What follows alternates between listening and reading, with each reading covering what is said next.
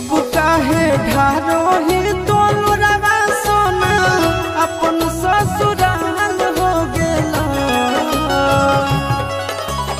ए जान अब काहे ढारो ही तोलुरवा सोना अपन ससुराल हो गेला।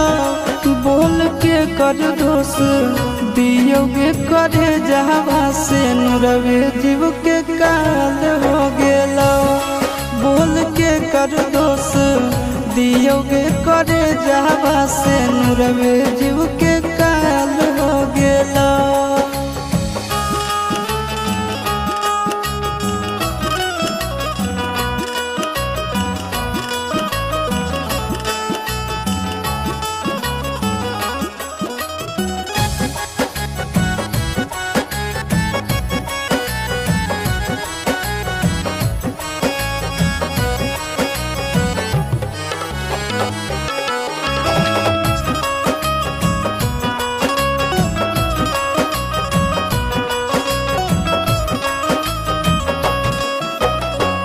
एक औरी घरवा बसलौ एक औरी जरल भागिया।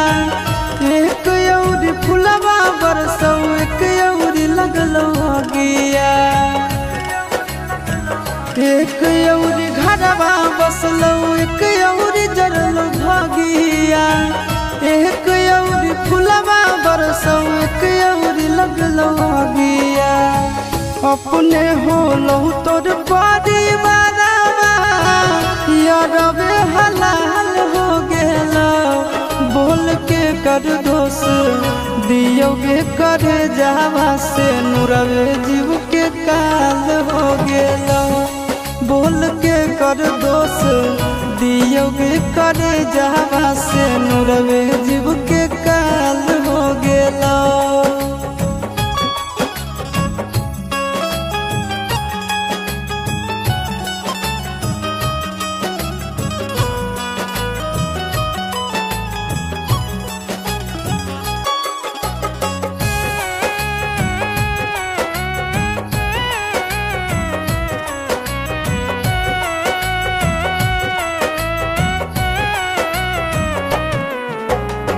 ससुरा के लोगवा हंसौ नैहर के लोग रोबो।